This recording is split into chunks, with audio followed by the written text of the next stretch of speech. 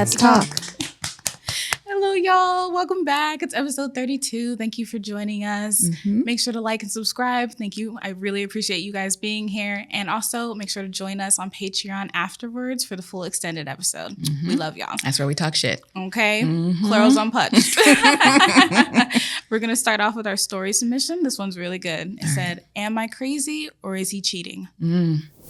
I, 32 female, am married to my husband, 33 male. And we have a blended family with 5 kids. 3 are mine and 2 are his. About a week ago, we traveled to New York together for a funeral. Before we left, we had already been having issues because I feel like he hasn't been giving me the time, attention, or affection I need. Things like hugs, kisses, or even holding my hand. He admits that he's been slacking and blames work. Really? I know. Work is making it so you can't give me a kiss? Exactly, which takes 30 seconds, but okay. During the entire drive to and from New York, it felt like I was sitting next to a stranger. There was barely any conversation. At one point, I started talking to myself just to fill the silence. Jeez. He then said, I didn't know it was mandatory for us to talk, which really upset me, and I lost my temper. What? Exactly. We got home Monday morning, and I was still angry. A couple days later, he left his phone open. I wasn't planning on going through it, but something kept bothering me, so I did. I must have been. You left it open for a reason. It was a sign. I found messages between him and another woman. I didn't even go through all of them before I got upset. The text included things like, how was the gym? How was your day going? What made you smile today? He also sent her a picture of himself with his daughter. Wait. Your child? Yeah. When I confronted him, he said, she's just a coworker and she's like one of the guys. That didn't sit right with me, especially since there are other women at his job and he didn't communicate like this with them. And have you sent other dudes pictures of yourself and asked, what made you smile today? What made you smile today? Okay. All right. I was able to recover some deleted messages, and one of them said, I wish I could see you more in person. I love you, LOL. Y'all. LOL. Now I feel hurt, angry, and confused. I trusted him completely, and now I don't know what to think. I've gone as far as looking up information about her because nothing feels honest. Am I overreacting, or are those clear red flags? So I'm going to grab this on the first story. I mean, that one's easy. Mama, yeah. Because what other indication has she gotten that it's not? I love you, and you deleted that message? You deleted that message. Okay. Exactly. I know what you are. Exactly. Yeah. And he's not giving her any sort of affection of any kind. No hugs, kisses, like... Because it's not required, apparently. I didn't know it was required to speak during a car ride. Do you not enjoy her company anymore? Right. Even if he hasn't cheated yet, this is emotional cheating for me because he's just detached from you and all moved of a sudden on in talking to this woman. Yeah, who asked what made you smile today? Did she ask him or he asked her? I have no idea. I think maybe she asked him. What made you smile today? Not my wife. Not my wife. Clearly. That part. No, I don't think you are overreacting. I think even, like you said, even if it hasn't gotten physical, it is on that way. Yeah. So I don't like it. No. Why are you opening the door? That's what we talk about all the time. Thank you. You can't control the other person, even if they have a crush on you, if they're doing whatever. Why are you opening the door? Exactly. If it's not like that, if she's just one of the guys, the conversation is inappropriate. And if she was one of the guys, the conversation wouldn't be like that. Sure wouldn't. Let me see your text thread with the dude. Thank you. I love you, LOL. Is that on the other threads? I don't think so. Stop. Exactly. Quit gaslighting me. That part. I don't appreciate that. I don't think you're overreacting. I feel like what you're feeling is what you're feeling. Again, a conversation would be should be had. Oh, yeah. If you want. I mean, you could just bounce. Mother. What? I mean, that's the thing. Like, she's tried to have conversations with him. And if you've made up your mind, then what's the conversation for? It could be a one-sided, this is what's happening. But what are we talking about here? Exactly. If you believe he's cheating, if it's time to go, it's time to go. Yeah. Good luck, babe. Thank you for submitting to the show. Thank Appreciate you. Am I overreacting for thinking my boyfriend is cheating with my sister? We have a theme going. Oh my goodness. Okay. The two people who are relevant here are my sister and my boyfriend. He and I have been dating for almost a year, and I really like him and thought it was going well. No red flags or anything. He was so nice. My sister and I have been no contact since December and have had issues before that. I honestly think she's mentally unwell at this point, but I don't know since there's been no diagnosis. Oh my God. She's crossed a lot of boundaries and she's a bad person in my opinion, but she's also not a good liar. One of my friends ran into her at a club and she was basically bragging about how my boyfriend didn't like me and picked her over me. She seemed to think he had dumped me. I have her blocked everywhere so she can't contact me, but I went over to our parents' house where she lives to ask what the fuck she's on about. Thank you. Thank you. She sent me paragraphs about how he is with her now and they are in love, how he dumped me for her and was talking trash about me to her. I told my sister we are still together and she doesn't believe me. She seems genuinely convinced. I told him about it and he claimed she's an insane stalker. He said he's never engaged with her and she's going after him to hurt me. I'm conflicted because she is kind of crazy and she is the type to hurt another out of revenge, but also she's a little bit dumb and a liar, but a super bad one. Oh my God. So she may not be lying in this case. My boyfriend knew we hated each other, so I'm confused why he wouldn't just tell me she was harassing him before. Like, that's weird, right? So things are weird here, and I don't know how to go about it. Facts say she's a weirdo, but I also think maybe he could be taking advantage of the fact that I think she's nuts and we don't talk. He let me look at his phone, and he has nothing from her number in text, but he could have deleted that, and he has time to as well. I don't know, I really like this guy, but the fact that he didn't tell me she was apparently obsessed with him is weird as fuck to me. And also, if she is such a stalker, where are the messages? I don't know what to think. Please help. Am I overreacting?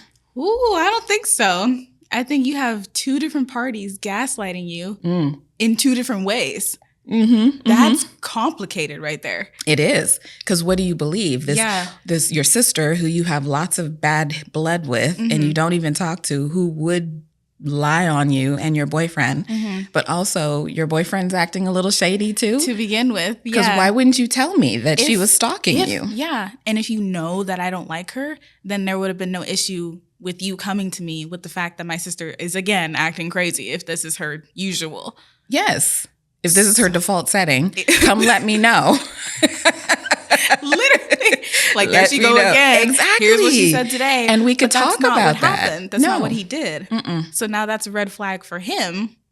But then if she's such a bad liar and she's not really like slipping when she's talking about your boyfriend, it starts to make me think like, I would go to her and I'd say, show me some pictures, show me some text messages from my boyfriend if you guys are really a thing. Like, that would be my first question. Show me your phone. Right. You know where she's at. Okay. Y'all are blocked, but I know where you stay at. So let me come over. And if you're so proud of this relationship, show me some proof. Right. It's like, okay, if you can't do that, your boyfriend could have deleted the messages. He could be gaslighting you. Like, I don't have a clear answer for this one. No, me neither. But if you think he's cheating, I'm going to give the same advice as I just gave on the last story. Let's go ahead and bounce. Let's dip. He's your boyfriend, not your husband, so let's dip. Let's bounce. Because all you're going to do is sit here in the back of your mind and be curious and it's going to really mess things up. Yeah, it's already kind of ruining it. The relationship, I'm sure it's like all friction. No, I don't have time to be gaslit by two different people. One person I don't like, one person I thought I liked. Yeah, no. We're not playing this game. No, not overreacting. No, absolutely not overreacting. Yeah. Something is going on. Yes. Figure out what, and then put an update so we can know. Please. Thank you. Gen Z men. Let's talk about them. Please, let's talk about them. Yes. So there's this new trend called Looksmaxxing. And basically it has Gen Z men obsessing over their hair, their jawlines, their body, their skin in a way that seems very unhealthy, let's say. Yes. Very unhealthy. If we can go to my screen. these are a bunch of examples of just random TikTokers, of people who are just doing unhealthy practices and trying to achieve like the perfect look when it comes to everything. Male attractiveness. Yeah, male attractiveness and just in general. But the article that we were reading about this made a really interesting point, because they were basically saying, welcome to the club. Women have been doing this for centuries. Yes. Yes. And I'm going to read right from it, because they said, quote, "For decades, women have been subjected to nonstop messaging telling them that appearance is everything. It started with magazines, movie stars, and music videos. Then the internet came along and made everything 100 times worse." So now we're seeing the same thing on this grand scale, but for men. So women had our beauty and fashion gurus that we were obsessing over, and now men have fitness influencers and this thing called the manosphere. Yes, girl. I did not know what the manosphere was. Did you have to look it up? I looked it up. Oh, and no. so now in case it's in your Google history. No, it's in my Google history. Oh, no. I should have been incognito with that. The manosphere red pill. You didn't know anything about that? No. Oh my God. So, I mean, I know what red pill was, right? But I've never heard of the word manosphere. And in case you haven't heard of it either, I have the definition. It's basically blogs, vlogs, websites, and forums dedicated to masculinity and misogyny. And most of the time, it is in direct opposition to feminism. Yes. Most of the time. Yes. So it's just this thing that puts men on a pedestal type way, and mixed with that and their, I don't know, men's need and want to turn everything into a challenge to other men is so crazy. Because they also mentioned another really good point on the article. They were like, when women are insecure or feeling bad about themselves, we usually go within and we do harmful practices in quiet where no one can see. These men said, I'm insecure. Let's make it a challenge of all the insecure men and who can do insecurity the best. It's everybody's problem now. That's insane. So now you have a bunch of men out there being like, who could apply makeup the best? Yes. Who can apply makeup the best? Who can get the most abs in a short amount of time? Who could chisel their jawline to perfection the best? The hammer, you saw that? Hammer. They're hammering their jawline to break it. So when it heals back, it heals exactly as they want them to do. So like they're doing their own plastic surgery. Essentially, which is so dangerous, mind you. It's so great. And then the one who took meth. Oh, let me get there. Oh, sorry. I have a whole story. Okay, sorry. Because I was like, God, dog. Go. Let me get there. Sorry, I'll shut up. Okay. Yes. But get there. They're taking steroids and testosterone. They're doing hours worth of makeup. They're smashing their jawlines. They're like basically massaging their lymphatic system to reduce bloating. But seriously though, yes, do that. They're doing all of these crazy things to try and look like the perfect male specimen. I don't even know what you want to call it, because it's problematic, because just like women's like health and beauty standards and stuff, it ebbs and flows. Yes. So now you're stuck with this chiseled jawline when maybe in like 3 years, it's not going to be like that anymore. But as my mother so mentioned, there's this guy who made it his whole career. His name is, let me try to pronounce it, Clavicular. Sure. There's going to be a comp of me mispronouncing names like crazy on this show. But he is 20 years old. This is the guy right here.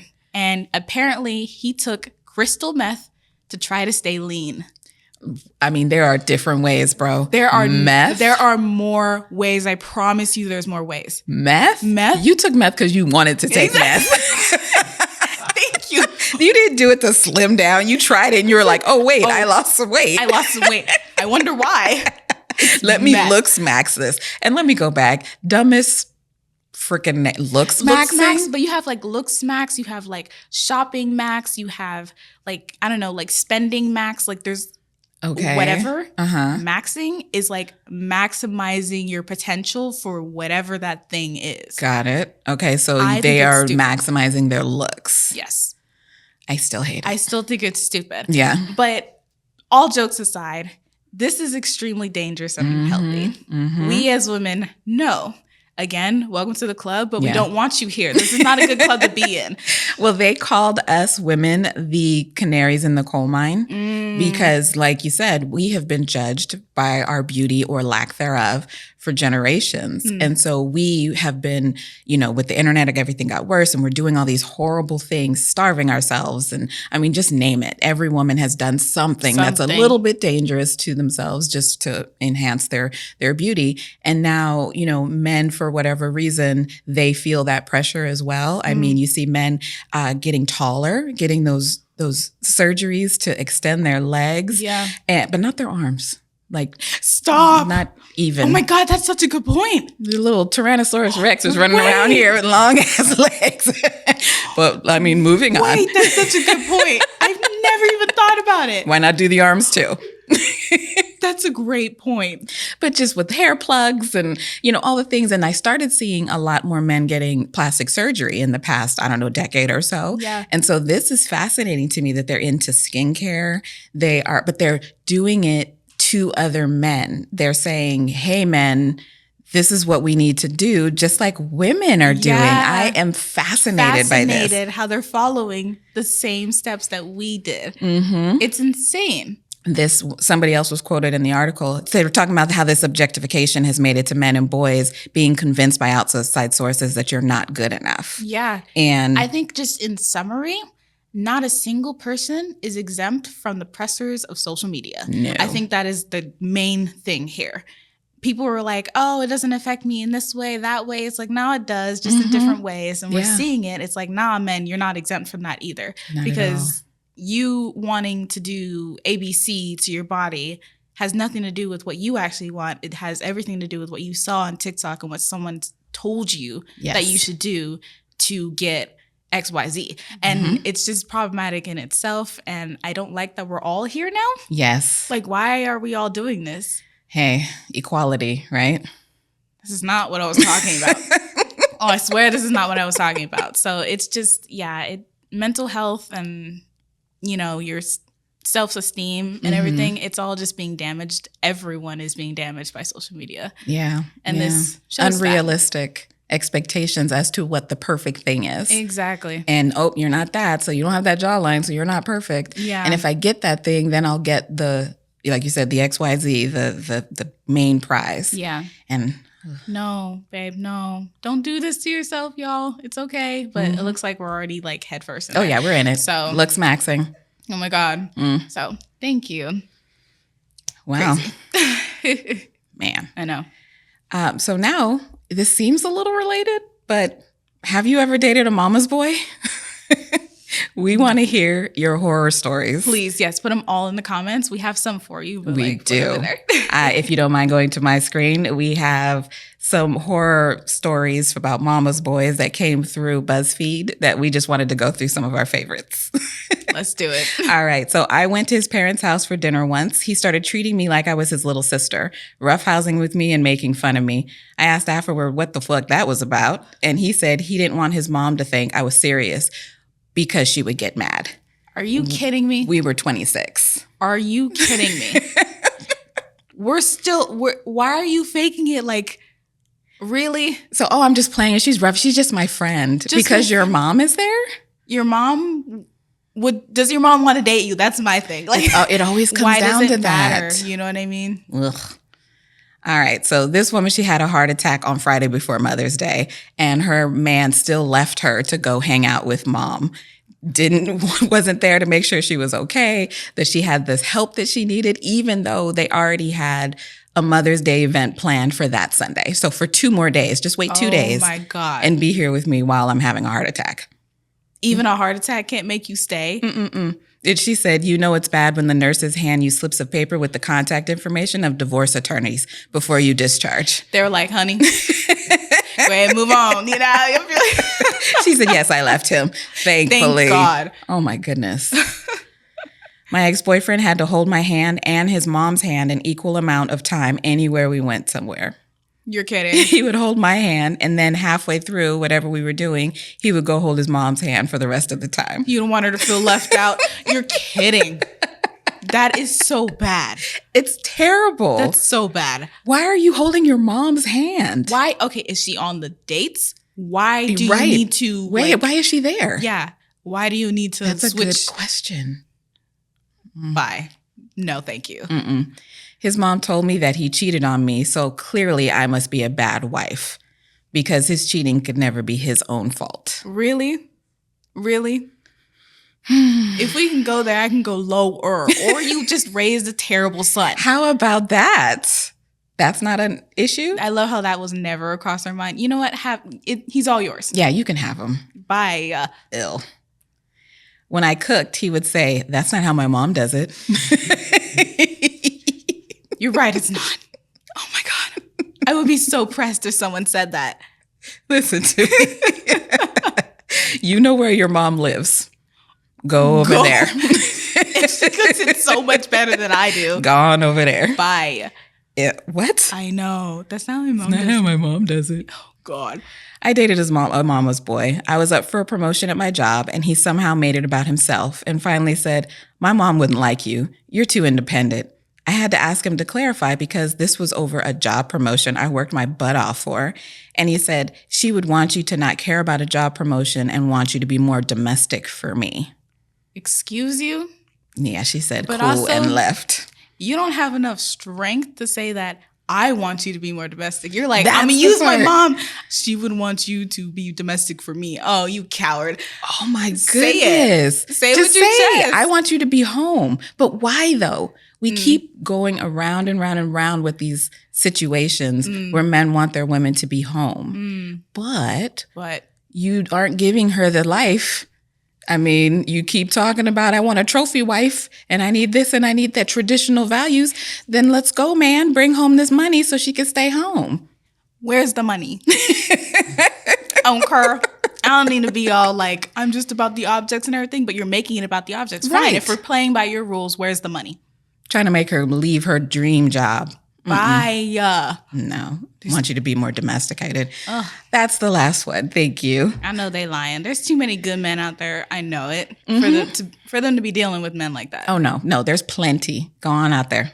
Let's move on. Goodbye. Again, put your stories in the comments. Please. We love reading y'all's tea. It's amazing. Thank you. I know you've had a mama's boy or two. Okay. All right. I have a Reddit off my chest. Just a warning, this one is really long. Bear with me because I feel like the discussion at the end will be decent. Okay, great. Okay. It says, Reddit off my chest. I'm thinking of divorcing my wife for how she treats our twin daughters. I'm 34 male and my wife is 35. And my daughters are 9-year-old twins. Twins kind of run in my wife's family, even though herself, she is not one. From what I know, she was very jealous of her cousins that are twins when she was growing up. So she's been very intense about it ever since she got pregnant. When going to her 8-week appointment, she kept talking about she was hoping the baby was 2 babies. I thought it was funny, but not weird. When we found out that they were indeed twins, my wife was so happy and excited. And of course, I was happy to be having kids too. The problem started with the baby planning. When decorating the 2 nurseries, she decided that they should instead be the same room. This makes sense for newborns for convenience, but she always said she wanted them to share rooms forever. Oh. This seemed very silly to me since we have a 6-bedroom house. 6 bedrooms? And we making them share a room? I share a room? She threw us a gender reveal and got her family to organize a baby shower. Both parties were themed around the fact that the girls were twins. Gifts were required to be matching, and all of the games and activities were about things in sets of 2. This is around when my family started thinking she was being weird, but I disagreed with them. We had a bit of an argument about the baby shower because she wanted to give the girls what to me were overly matching names. Her favorites were Ava and Ava. EVA, AVA. What? You're joking. You're joking. Ava and Eva? Oh, that's way too confusing. Stop it. In the end, we ended up with matching but not overly obvious names. Okay. When my girls were born, my wife would dress them up in the same thing every day, no matter what. When one of the girls dirtied her clothes, she changed them both, even if it meant waking one of them up. She would get mad at them if I dressed them differently. She'd get upset if they didn't want to be fed at the same time. This is when I started noticing how weird she was acting about the twin thing. So from this moment forward, he said he's using fake names for his kids. Okay. When they started going to kindergarten, she brought them all matching coats, new shoes, backpacks, and lunch boxes. But she would also get upset if any of them got swapped. One time she complained to the teacher about sending Anna in Betty's coat the previous day. Anna has always been the quieter. Of all the things to talk to your teacher about, that's what you're going to the thing, complain? The wrong coat. Okay. Bye. Anna has always been the quieter, more calm of the two. Now that they're older, she likes to stay home and read. She watches TV with her mom. Betty, on the other hand, is a lot more energetic. She likes to play outside and build things. She likes to play video games with me or go stay with her aunt, my sister, who is a hiker and a mountain biker. She loves sports class and tennis, and last year she started doing swim too. This is the origin of all of our problems. My wife doesn't like that Betty is not as feminine and calm as her and Anna.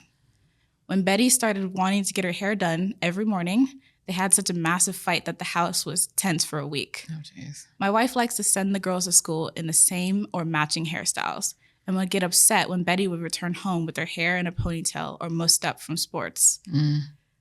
They go to private school, and Betty recently asked me if she could start wearing the boys' uniform, which is pants instead of a skirt. I said I could buy them for her if that made her more comfortable. When I brought this up to my wife, she got extremely mad and then went to stay with her sister for a week, even though she returned the next day. She never apologized, but took back her threat of getting rid of the pants. I've been very upset about this since it happened, and I've been trying to take more time out of my day to talk to Betty and make sure that she doesn't feel upset with her mom. Right. Our biggest fight was tonight, and that's why I'm sleeping in our guest room. While I was finishing dinner and the girls were setting up the table, my wife stood at the door of the kitchen and told us all that Betty would not be allowed to swim anymore. I got upset because she said this without talking to me first, and Betty was upset because all of her friends are in swim. For context here, you have to know that we are immigrant families and that our home, our country, and our elders are, to be completely honest, really racist and colorist. Oh. My wife proceeded to explain that Betty swimming makes her spend too much time outside, that she had gotten too much of a tan and didn't match her sister anymore. What? And that her family back home would make fun of her about it if we went to visit this summer. Oh my goodness. I got extremely upset at my wife and told her that she can't tell our girls things like that, and that is extremely hurtful and irresponsible. Anna went and sat at the table, and Betty locked herself in the bathroom. The argument kept going, and I brought up how ridiculous she was about being matching and that it's dumb for the girls to still share a bedroom when we have perfectly unusable opened one. And that what she said was very and obviously racist. She said she wasn't, but I decided that this was not worth it and went to try to comfort Betty. I ended up having a long conversation with both girls where they agreed they wanted to separate rooms and apologized for arguing in front of them. Anna has also told me she hates wearing matching hairstyles because their mom is aggressive with the brush. Right. I apologized to her too. After cleaning up the kitchen, I realized my wife locked me out of our bedroom, and she won't even acknowledge me when I knock. I'm extremely frustrated, and I feel like I failed as a parent. They are 9, and I should have noticed sooner. I'm seriously considering divorce, but I'm worried about how the girls would get treated if we end up with 50-50 custody. Oh my goodness. That's the story. Whew. Oh, there's a lot there. There's a lot to unpack here. Okay, so she has this really overly aggressive thing about twins. Like they have to be the exact same. Even at 9, I grew up with a set of twins, and by 5, they were screaming for their own individuality. They didn't even want to be called the girls or the twins. Like, call me by my name. They liked different colors and different styles like these girls. And this is so selfish of her. Yeah. Because everything she's doing is just for her own. I don't even know what it is. Like, Yeah. I don't. Because she didn't have a twin, and so now she's using these girls as if, like, trying to make up for her childhood that she didn't have with a twin that she never got. Yeah. I don't know. But me personally, I want to focus on the fact that she doesn't like Betty swimming because swimming makes her tanner than her sister, and she doesn't want her to be tanner. That was one of the most problematic things of this story, in my opinion, because what? So she didn't want her to do athletic things, period. Yes. Let's start with that. But she forced her to stop swimming because she's getting more brown. Yeah. And that's a problem. And she's saying it's a problem for the family, which is a push off. You have a problem with this. You have a problem. Because they don't match anymore. Ooh. That is so gross. Isn't it? It is. And they are putting she is putting so much trauma on these girls. Already. I mean, both of them, because maybe Anna doesn't even want to be quote unquote girly, but she just doesn't want to fight back. Right. Or maybe she just doesn't want to do it the way mom does it. I mean, she's still doing their hair at 9. The same way. Yeah, mom has some colorism issues.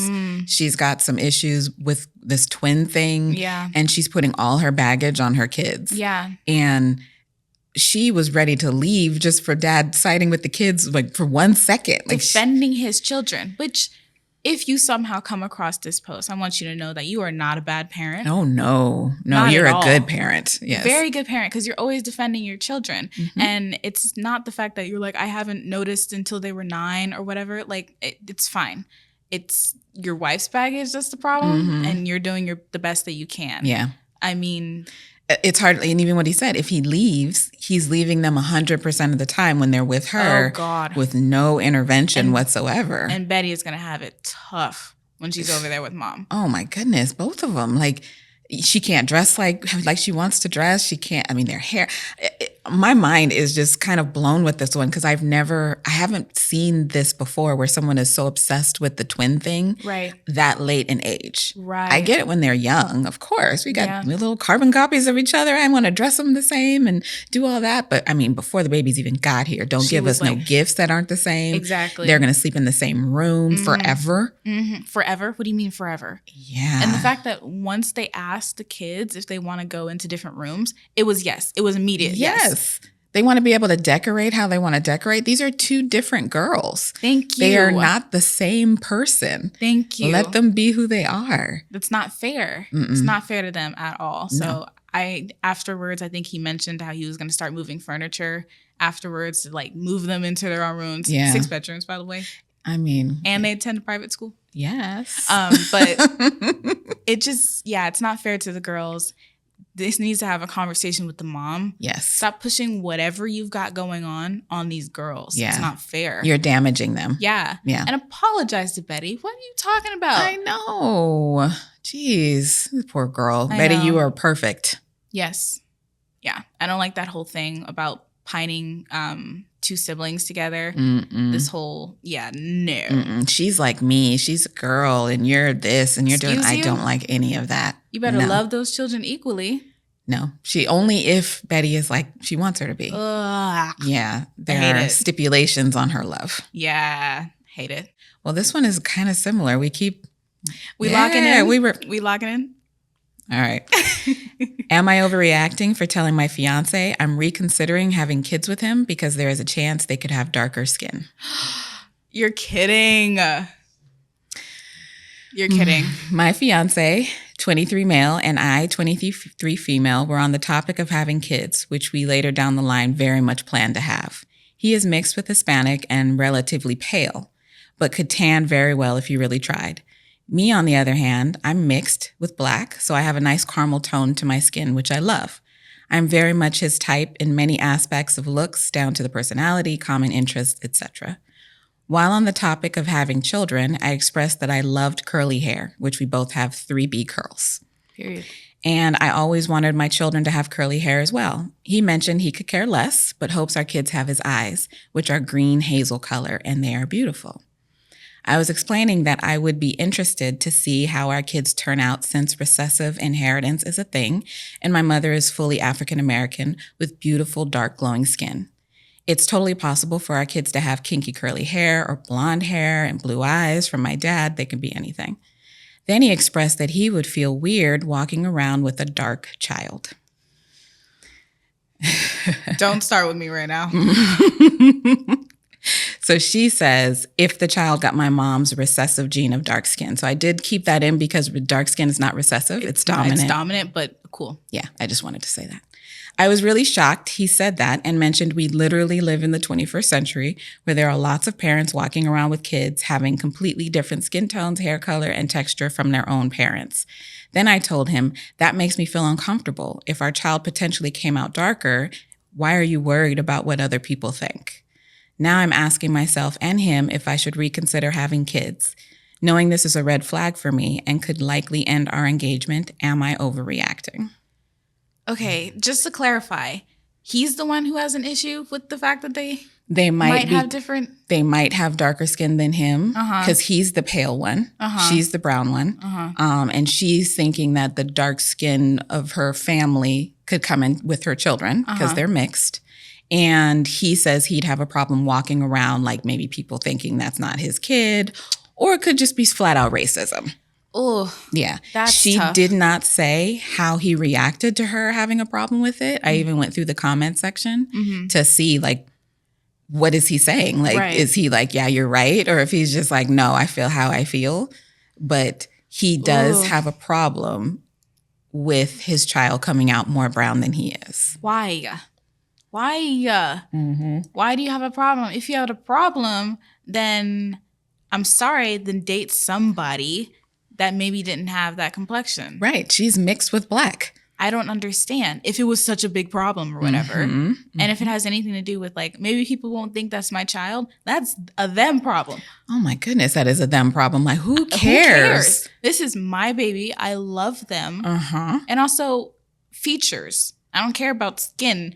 Features come out because it's taken from both parents. That's how it works. Also, we need to return to science class. Biology, because there was so many things wrong. Yes, there was a lot. I was just like, maybe I should take this out. And I said, no, I'm going to take this chance to say that dark skin is not a recessive trait. Whatever. It's fine. It's fine. But also, they're so focused on color here. Like caramel skin and light eyes and all of these things that it's just like, how about a healthy child? A healthy baby. Yeah, and I love this guy because he treats me right. I heard nothing about that. None of that. All I heard was this is the way he looks. The visuals. Yes, exactly. That gives me the ick. It's like you can't manufacture your family to look exactly the way you want them to. I mean, you can. Eugenics up in here, but no, we're not going to do that. But no, like, you can't do that. And that's unhealthy. And if most likely this baby is not going to come out the way you exactly want it to, because that's just not how it works.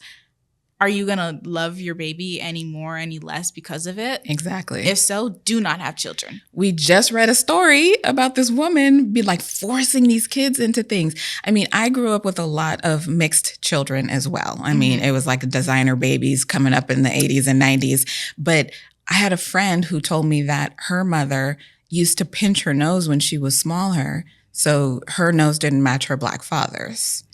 Are you kidding? Yes. And so there is some latent thing. Just because you breed with somebody does not mean that you don't have problems with that person's identity and their background. And so now you are bringing a child into this world who looks like their dad. And you know what I'm saying? Or looks like their mom or looks like their family. And you immediately put your baggage on that poor little child who's just looking to you for love. This. Oh, I don't like this. I don't like this. I don't like how people are automatically treated differently because of the color of their skin. I hate how there's colorism within communities. Yes. And then racism between those different communities. Yes. And it's like, Jesus. Seriously. Do we not all have organs in the same area, bones in the same area, use the same percentage of our brains? Like, I don't understand. You know what I mean? Like, this is all stupid. It and is. It's stupid within people that you don't know. It should have no weight whatsoever within your own family. It shouldn't. Whatsoever. It shouldn't. Because all you're doing is damaging people. You know? And that's not fair to anybody. No, it's not. Oh, God. So you are not overreacting, but I also feel like you need to maybe do some internal, just checking. Just checking there. Just check. Make it, just a little. A nice little refresh. Because in the grand scheme of everything, if your baby comes out healthy, none of this matters. Nope, not at all. Thank you. Thank you for coming to our TED Talk. Yes. Oh my goodness. All right. So on a more, again, heavier note, I'd like to talk about Gen Z and substance use. So there was an article that came out that had people or Gen Zers take 1,000 Gen Zers take a survey, and 35% of those takers said that they use substances like weed, alcohol, or prescription meds before starting work. And there's other percentages here. 56% said that they take them after work to recover from work. 32% that they take them during the workday. 9% said that they've snuck them into meetings and work calls. And then our cute little percentage of 5% said they've never used it. Never. Just 5%. That's insane. Yes. And compared to baby boomers, Gen Z workers were said to have 3 times more likely to report coming into work inebriated. So right. Just they need something to get started, to even get to the day. Get through the day, end the day. They need these substances. And there was a quote in the article, and I want to read it because I thought it was like, yeah. So it said, quote, "It's not that Gen Z can't cope with stress, but they're dealing with the version of life that feels like it's always on, and it's hard to take a step back." So we have, again, social media. We have everything that's going on right now.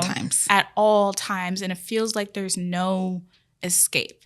We have your economic imbalance, and then your parents, if anything's going on there, the world, and then just, I don't know, teenage and young adult things that we all go through, all piling on, and there's no escape ever. No. I mean, you have to turn off your phone, but who turns off their phone? Who turns off their phone? Nobody does that. Exactly. You don't even walk away from your phone. And so it's constant this, and you wake up and you're sad or you're angry or you're frustrated and you hate your job. And and then also, which you hear all the time, you know, boomers and some Gen Xers were able to sustain a family, sometimes 2, off of 1 paycheck, maybe 2 paychecks. And they went on vacations. You know, you drive to Florida every year or whatever. And this generation cannot do any of that. There's no, you know, like light at the end of the tunnel. Right. You hate your job, but at least you can afford a house. You don't have that. You cannot. You're like, what am I living for at this point? And so able to just enjoy their existence, or at least be numb to the feelings that they're feeling in this existence, they're taking these substances. Yes. And the world is doing a terrible job at giving Gen Zers a reason to not take the substances. It is getting bad. Like, it's like, stop ruining the world. Okay. Like, let's just. Oh my God. Like, we can't even enjoy like the Grammys or the Super Bowl or anything that we use to escape, sports, media, anything like that. It's all just being filtered with like good point. Politics, and there's no escape anymore. You know what I mean? So of course they're going to turn to these substances. And I don't know. It's a little problematic. And me as a Gen Zer, it's like, dang, this sucks. What do I have? Where's our light, y'all? Yeah. But yeah, without getting too heavy and all that, just where's the light? You can't be surprised about these numbers coming in with these surveys. Right. When this is the reality. Yeah. And in that article, they did say, you know, they talked to the other gens too. So millennials and Gen X and boomers. And in some areas, those other generations were higher than Gen Z. But I think the thing that's most concerning is how young y'all are and the fact that y'all are already turning to substances. Right. Like, you know, you're having a glass of something when you get home from work, when that used to be like, hey, your dad did that, you know, but y'all are like 21 and you're having a drink. Like, what? Yeah. And it's like the world seems heavy and pressing down on you so young and so early. And I think that's the concerning thing. Yeah. You know, yeah. So. I know, y'all. Save the children. Yes. Where are worldwide songs like that? I know. It's like, we are the world. Sorry. We need those. All right. Our last subject we are discussing today is Love on the Spectrum, season 4. Woo! I hope y'all are watching. Are you watching? Please be watching. Oh my God. And if you are, who is your favorite person on the show? Because if you would go to our screen, our favorite is Logan. Logan! We love ourselves some Logan. My God. I wrote down some stats about Logan that he shared with us. So he lives in Vegas. He describes himself as very patient, not lazy, and always punctual. Period. He is so adorable. He's a twin. Oh, yes. To go with our theme, he has a sister. She's super supportive. He lives at home with his sister and his mom, and he loves Hannah Montana / Miley Cyrus. Like, obsessed, loves them. I mean... And he has an imaginary girlfriend named Tifa. I forgot about that. Yes. Tifa. Tifa, he has no plans on breaking up with Tifa, even though he's going out on dates. But he met somebody who I think might make him think about it. Yeah. He went on a first date and her name was Haley. Haley. And they seemed to vibe after we got through the beginning, the little discomfort. The awkward. Yeah. But if you haven't watched Love on the Spectrum, it's really sweet. All these people are on the spectrum, they're on the autism spectrum, and they are looking for love. And there's just so much joy and heart and love and innocence in this show that when we sit and watch it, it's just smiles and tears. I'm always a little, like mom stuff on me. I'm like, it's so sweet and so beautiful, but we would love to talk to you about. We're only a couple episodes in, so don't spoil us. Yeah, don't. I want to know where these relationships are going, but if you watch the show, let us know in the comments. Yes, please. Thank you. TLC coming out with bangers after bangers, Jeez, right? we can just stay on TLC. And what's the other one? A&E? A&E. A&E's got some stuff. What y'all know about A&E? Nothing. I have my final Reddit. It's a Reddit relationship advice. Am I being ridiculous or is he? I, female, 43, and my husband, 45, are having a heated discussion. And he told me to post it on Reddit to see who's being ridiculous. So lock in, people. Lock in, weirdos. They're asking us to have an opinion. Okay. Quick backstory. We're going to my parents tonight at 4 for dinner. He asked me earlier today what time we were going, and I replied 4 p.m. A little while later, he saw some sausages in the fridge and asked, when are we going to eat them? I told him, we are taking them to my parents tonight. He said, okay, so which is it? Are we going at 4 p.m. or are we going tonight? I replied that he knew what I meant and that it's close enough, and he understood. He replied saying, no, I don't understand what you mean. You need to be more clear. 4 p.m. is different than tonight. Tonight would mean it's dark out. Oh, I'm a fight you. I don't like you at all. You're rage baiting me yes, so hard right now. Woo! He was laughing and smiling the whole time, which to me shows that he totally understands my context and he could have just been fine with the answer instead of arguing semantics. Mm-hmm. It's very frustrating, and he does this kind of thing often, where I'll say something that might be slightly ambiguous and he knows what I mean. He just is giving me a hard time. At least this is my feeling on it. Mm-hmm. It went back and forth enough to the point that he told me I needed to ask Reddit if I'm being ridiculous or if he is. If someone told you that you were going somewhere at 4 p.m. and then referenced the same event and called it tonight, would you not know what they're talking about? Or would you or would you know that they meant the same event? I told him it feels like he's gaslighting me, and then he rolled his eyes. He then told me to ask Reddit because he thinks that I'm going to get raked over the coals. He is not going to like my answer. Oh my God. He is not going to like me. No, you are being... Oh, sorry. I was ready. I'm ready. Hold it. I am ready. Hold it. I got 2 more paragraphs. I was like, there's the question. Here's my answer. Wait. Okay, I'm ready. 2 more paragraphs. I know this sounds pretty petty and ridiculous, but these kind of conversations where he says he doesn't understand what I'm talking about when it's pretty darn clear what I meant happen really often, and they're very frustrating. So before you start, a top comment said, does your husband make his boss draw him a picture when they assign him work, or does he reserve this particular kind of stupid for his wife? That part. Great way to say it. Honestly. Yes. Because... What? Because now you're picking at me. Thank you. You know what I mean? There's a scab there and and you did the scar, and now you just pick. Because 4 p.m., it's afternoon. It's close enough to the evening. You know what I mean. Thank you. And first of all, don't ask me twice what time we're going to dinner. I already told you, okay? It's kind enough to answer again, without irritation. Thank you. And then you looked in there and said, what's this for? When are we going to eat this? We're taking it to your mom's. Shut up. Stop asking me every question. Like she said, do I have to draw you a picture? I do not want any more children.